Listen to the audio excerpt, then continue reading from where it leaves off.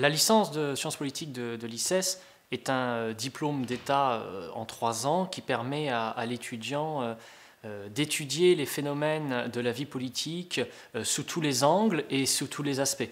La science politique, c'est une discipline, enfin c'est une collection et constellation de disciplines. C'est à la fois du droit public, des relations internationales, de l'économie, des idées politiques, de la géographie humaine, de la géopolitique. Et donc le but, ça va être de fournir des clés de compréhension du monde aux étudiants à travers tous ces prismes. Et puis, la licence de sciences politiques à l'ICES va aussi permettre à l'étudiant d'analyser les phénomènes politiques à travers la méthodologie nord-américaine et la méthodologie française, puisque la licence de sciences politiques, c'est une constellation de disciplines. On va chercher des étudiants qui sont curieux. Il faut pouvoir s'intéresser à tout, de l'économie, du droit, de la géopolitique. Et aussi, il faut que cette curiosité ne soit pas intéressée. Un étudiant fait pour la science politique, c'est un étudiant rigoureux. La science politique a un raisonnement qui lui est propre. On étudie plusieurs disciplines, donc il faut pouvoir, avec rigueur, jongler avec les attendus méthodologiques de chacune des disciplines. Et puis ensuite, une dernière grande qualité, on va essayer de trouver des étudiants qui sont créatifs et qui cherchent l'originalité du raisonnement. À l'ICES, on a développé une pédagogie qui nous est propre, qu'on a qualifiée d'école universitaire. C'est-à-dire l'ICES, c'est une université avec les spécificités et l'accompagnement que l'on trouve dans une école. Donc ça se retrouve à plusieurs niveaux. Tout d'abord, cela se fait par des effectifs maîtrisés.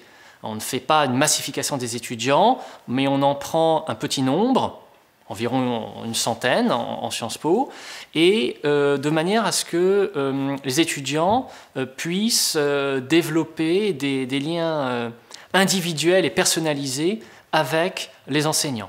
Les enseignants sont recrutés notamment pour leur qualité d'accompagnement méthodologique et pédagogique, c'est-à-dire qu'ils prennent tout le temps nécessaire avant le cours, pendant le cours, après le cours, pour accompagner les étudiants, les aider à comprendre, réexpliquer autant de fois que nécessaire.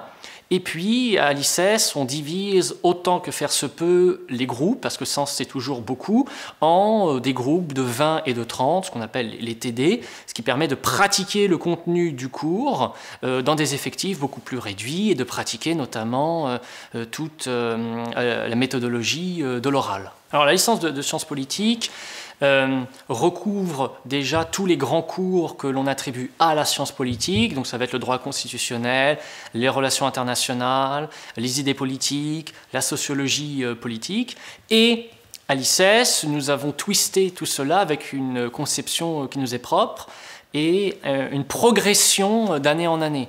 Par exemple, le cours de relations internationales débute en première année avec un cours d'histoire diplomatique de 1648 à nos jours, donc c'est un cours qui est à l'année, et puis en deuxième année, on va reprendre ces éléments-là, les voir sous le prisme des théories des relations internationales, et en troisième année, on va l'appliquer à un certain nombre de zones géographiques précises, la Russie, la Chine, l'Afrique, etc.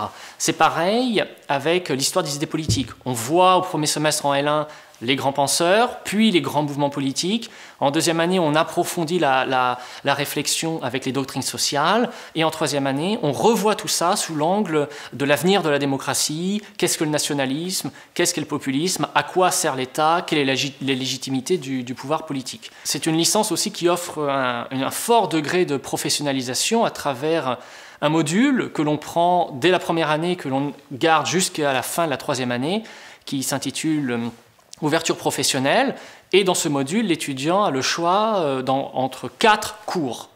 Premier cours sur l'entreprise, un deuxième cours sur journalisme et communication, un troisième cours convaincre, théorie et pratique, et un quatrième cours simulation Nations Unies. Donc au début, en première année, on voit les théories, comment ça fonctionne, et puis plus on avance, pour arriver en troisième année, on fait un projet professionnel au profit d'une entreprise ou d'une organisation locale en Vendée. Donc c'est un projet professionnel qui dure 1 an et qui permet à l'étudiant en sortie de licence d'avoir déjà, de justifier 1 an d'expérience professionnelle. Un troisième élément phare de la licence, c'est le départ obligatoire à l'étranger. Donc en deuxième année, le second semestre est obligatoirement parmi l'un de nos 110 partenaires partout dans le monde. Nous ouvrons une double licence avec l'Académie présidentielle RANEPA à Moscou. Pour 10 étudiants, donc 10 que nous aurons sélectionnés, ils ont la possibilité d'avoir en 3 ans une licence de sciences politiques françaises et une licence de sciences politiques en Russie, en ayant appris le russe sur place, puisque les cours à Moscou sont en anglais. Donc ça fait en 3 ans 2 licences, bilingue anglais, bilingue russe. Et dernière spécificité du programme, en 3e année, l'étudiant, en fonction de son projet professionnel futur, de son projet d'études en master, peut customiser 50% de sa licence en choisissant parmi 3 parcours optionnels. Un parcours diplomatie et conflictualité pour aider l'étudiant à intégrer des masters de relations internationales et de sécurité-défense, un parcours affaires et politique publique orienté pour aider l'étudiant à s'orienter vers des masters affaires publiques, communication politique, métier de l'élu, et puis un dernier parcours sur l'entreprise. Donc c'est comment un politiste peut être utile en entreprise, analyse des risques, développement économique, compréhension du monde, pour tout ça étant appliqué à l'entreprise. L'étudiant qui aura une licence de sciences politiques peut s'orienter vers un master relations internationales, vers de la géopolitique, tout ce qui serait affaires et politique publique, communication politique, école de commerce, management, ressources humaines. Il peut cibler des domaines d'activité suivants, tout ce qui serait diplomatie, think tank, ONG, organisation internationale, tout ce qui serait métier collaborateur d'élus, fonctionnaire, haut fonctionnaire, au niveau national, au niveau local, tout ça est possible. Et puis on peut aussi penser au journalisme. Bien, au bout de 3 ans de licence de sciences politiques, l'étudiant aura maîtrisé, développé les capacités et compétences suivantes. Il aura tout d'abord développé son esprit critique. C'est-à-dire prendre du recul par rapport à un fait, une source, aura vu est-ce que la source est fiable, comment est-ce que je peux la critiquer éventuellement, ou l'intégrer dans un raisonnement qui m'est personnel. Il aura gagné en indépendance et en rigueur, méthodologique, intellectuelle, personnelle. Il pourra travailler à la fois en autonomie et en équipe. Et puis, il aura développé une vision du monde qui lui est propre. C'est-à-dire comment, et puis une capacité de prospective, c'est-à-dire comment est-ce que je vois l'évolution des choses dans 5 ans, 10 ans, 15 ans, 20 ans, quelle est la probabilité qu'il se passe X ou plutôt Y, et quelles conséquences cela pourrait avoir. Pour animer les cours que nous proposons aux étudiants, nous avons fait le choix de faire venir à La Roche-sur-Yon le spécialiste de chaque question.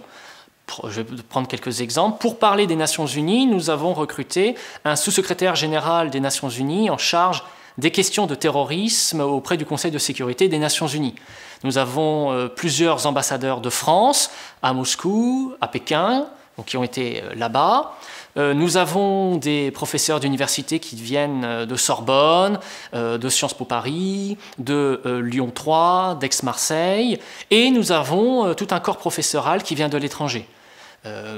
Qui vient de Russie, de Chypre, de l'université de Cambridge, du Canada, pour permettre aux étudiants de développer au maximum les différentes perspectives et voir qu'on peut analyser, en fonction de qui nous sommes et d'où nous venons, on comprend un phénomène politique différemment. Et puis, il y a aussi d'autres professionnels que nous faisons intervenir, dirigeants d'entreprises. Là, en L3, il y a l'ancien directeur de la cellule de crise de Renault qui donne un cours de gestion de crise appliquée en entreprise.